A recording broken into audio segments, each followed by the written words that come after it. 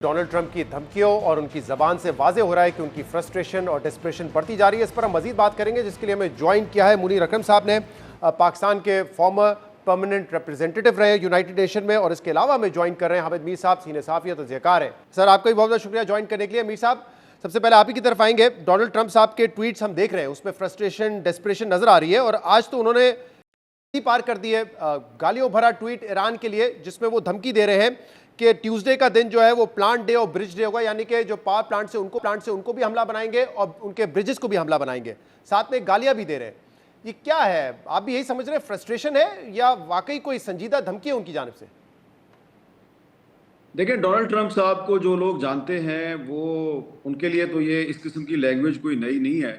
ہم تو انہیں کوئی 25-30 سال سے جانتے ہیں. وہ 25-30 سال سے یہی کوشش کر رہے ہیں کہ وہ ایک دن امریکہ کے صدر بنیں گے, اور 25-30 سال سے ایران کے بارے میں ان کے یہی عزائم تھے.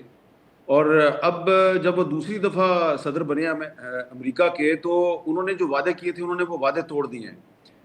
یہاں پر ان کا مسئلہ یہ ہے کہ انہوں نے 28 فروری کو اسرائیل کے ساتھ مل کر ایران پر حملہ کیا, اور انہوں نے اس کے 2-3 دن بعد دعویٰ کیا تھا ہم نے جنگ جیت لی ہے. اب وہ جنگ کہاں جیتے ہیں ان کے, تو اب جو فائٹر پلینز ہیں ان کو ایرانی ایئر ڈیفنس سسٹم جو ہے نشانہ بنا رہا ہے, ان کے جہاز گر رہے ہیں, ان کے ہیلی کاپٹر گر رہے ہیں. تو وہ ایک بڑی بوکھلاہٹ کا شکار ہیں, اور جس قسم کی لینگویج وہ استعمال کر رہے ہیں یہ کسی سپر پاور کے ہیڈ آف دی اسٹیٹ کی لینگویج تو نہیں ہے. یہ تو ایک کسی شکست خوردہ اور جھنجھلاہٹ کا مارا ہوا شخص جو ہے, جو کہ اپنی خفت چھپانے کی کوشش کرتا ہے. اور ایک محاورہ ہے, کھسیانی بلی کھمبا نوچے.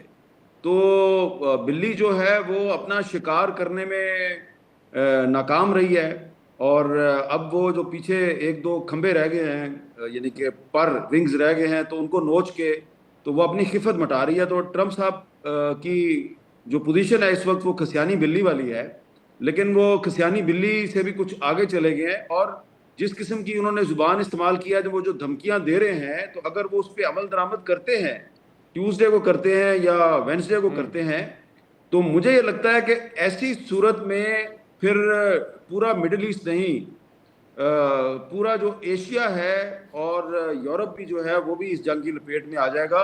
کیونکہ ایران کے پاس انفارمیشن تو یہی مل رہی ہے, امریکی میڈیا بھی یہی بتا رہا ہے کہ نارتھ کوریا نے ان کو جو انٹر کانٹیننٹل میزائل دیے ہیں, جن کی رینج جو ہے وہ 2000 کلومیٹر سے لے کے اور 20,000 کلومیٹر تک ہے.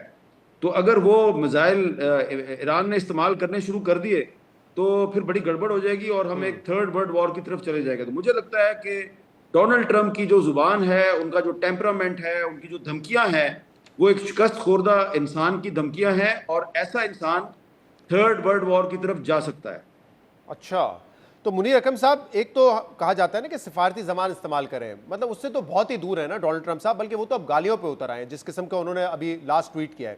لیکن مجھے یہ بتائیے گا کہ جنگ میں جب ہم دیکھتے ہیں کہ سویلین کیجولٹی ہوتی ہے یا کوئی انفراسٹرکچر کو نقصان ہوتا ہے, تو عام طور پہ ممالک یہ کہتے ہیں کہ ہم تحقیقات کروائیں گے, یا وہ اس کو کولیٹرل ڈیمیج کہتے ہیں. لیکن یہاں پہ ڈونلڈ ٹرمپ صاحب کی اب ہمت اتنی بڑھ چکی ہے کہ وہ نہ صرف کنفیس کر رہے ہیں کہ ہم سویلین انفراسٹرکچر کو نقصان پہنچا رہے ہیں, بلکہ اعلان بھی کر رہے ہیں کہ ہم 2 دن بعد یہ کریں گے, آپ کے پاور پلانٹ پر حملہ کریں گے, آپ کے ایجوکیشن سینٹرز پر حملہ کریں گے.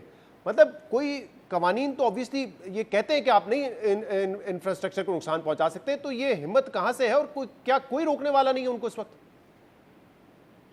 جی دیکھیں, آپ نے دیکھا ہے کہ پچھلے 3 سال سے جو اسرائیل نے غزہ میں کیا ہے وہ صرف بالکل صاف جنوسائڈ تھی, وار کرائمز تھیں, کرائمز اگینسٹ ہیومینٹی تھیں, سب انٹرنیشنل لاء کی خلاف ورزی تھی. تو اس کو کوئی نہیں روک سکا, کیونکہ اس کو امریکہ کی حمایت تھی, اور امریکہ نے 6 ویٹو استعمال کیے سلامتی کونسل میں اس کو پروٹیکٹ کرنے کے لیے.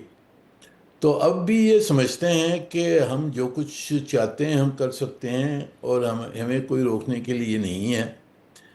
پر اس مرتبہ میرے خیال میں مقابلہ انہوں نے ایران کے ساتھ کیا, اور ایران فلسطین نہیں ہے نہ لیبنان ہے, وہ لڑ رہا ہے واپس. اور اس نے جو بہت اس کا یعنی کہ یکا تھا, وہ تھا اسٹریٹ آف ہارمز کو بند کر دیا ان کے لیے. اس سے بہت فرسٹریشن ہو رہی ہے, انہوں نے اپنی ملٹری آبجیکٹیوز تو کوئی حاصل کی ہوں گی، پر پولیٹیکل نتیجے کچھ نہیں حاصل کیے، اسٹریٹجک آبجیکٹیوز کچھ نہیں ان کو حاصل کی گئی ہیں، رجیم چینج نہیں ہوئی، میسائل کیپیبلٹیز اب تک جاری ہے، نیوکلیر مٹیریل ابھی تک ایران کے قبضے میں ہے، اور اسٹریٹ ہارمز کو بند کر دیا۔ تو ان کو کیا، ان کو دکھانے کے لیے کچھ نہیں ہے کہ ہم نے حملہ تو کیا، اس کا نتیجہ کیا ہوگا، ہم نے کیا حاصل کیا اس سے۔ تو اس وجہ سے فرسٹریشن بڑھ گئی ہے۔ اب وہ سمجھتے تھے کہ ایران کیپیچولیٹ کر جائے گا۔ آپ نے دیکھا وہ ایک کلپ تھا مسٹر وٹکوف کا کہ ان کو، ہمیں تو یہ سرپرائزڈ ہیں کہ ایران نے ابھی تک، جو جنگ سے پہلے، کہ ایران نے ابھی تک کیپیچولیٹ کیوں نہیں کیا، جی کیپیچولیٹ کا اس نے استعمال کیا۔ تو اب یہ حیران ہو گئے ہیں کہ جی کیپیچولیشن کے عوض میں اچھا منیر اب اکرم صاحب، نقصانی۔ ایران تو دیکھیں پیچھے نہیں ہٹ رہا ہے، اور ایران جوابی کارروائی بھی کر رہا ہے اور وہ پیچھے ڈر کے ہٹے گا بھی نہیں، ایسا ہی لگتا ہے۔ لیکن دنیا میں جو دوسری جنگ عظیم کے بعد رولز بیسڈ آرڈر بنے، جو یو این چارٹر ہو، جنیوا کنونشن ہو، یہ سارے عالمی قوانین، مطلب ان کی اب کوئی حیثیت رہ گئی ہے؟ جیسے آپ نے خود مثال دی کہ اسرائیل نے پہلے جو غزہ میں کیا، اب آلموسٹ وہی پلے بک جو ہے امریکہ استعمال کر رہا ہے ایران میں۔ کیا ایک ہی سپر پاور ہے، ایک ہی یونیپولر ورلڈ ہے جس پہ کوئی ان کو روک نہیں سکتا؟ نہ یورپین کنٹریز، نہ چائنا، نہ رشیا، مطلب جو من مانی وہ چاہے وہ کر سکیں گے، اور نہ عالمی قوانین ان کو روک سکتے ہیں؟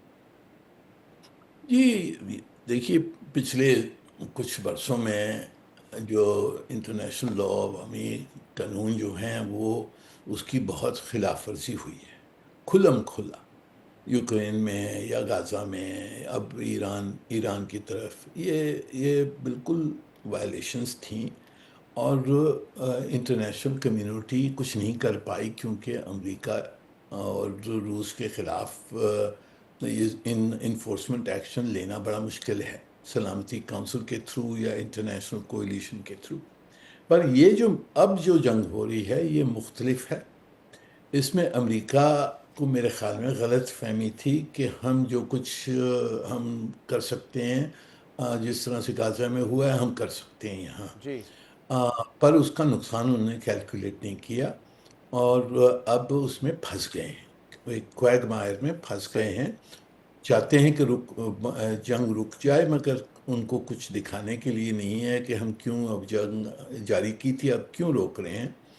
ایرانی اپنی طرف سے تو لڑتے رہیں گے، اور ایرانیوں نے کاسٹ بڑھا دیا ہے، اسٹریٹ آف ہارمز کو بند کیا، پر انہوں نے جو خلیج کی آئل فیسلٹیز ہیں، اس پہ بھی حملے اگر ان کے ہوئے اور وہ اس کو ڈسٹروائے کر دیا، تو پوری گلوبل آئل اکانومی ختم ہو جائے گی، کولیپس ہو جائے گی، اور تیل کی قیمت 200 سے اوپر چڑھ جائے گی، گلوبل انفلیشن ہوگی، گلوبل ریسیشن ہو سکتی ہے۔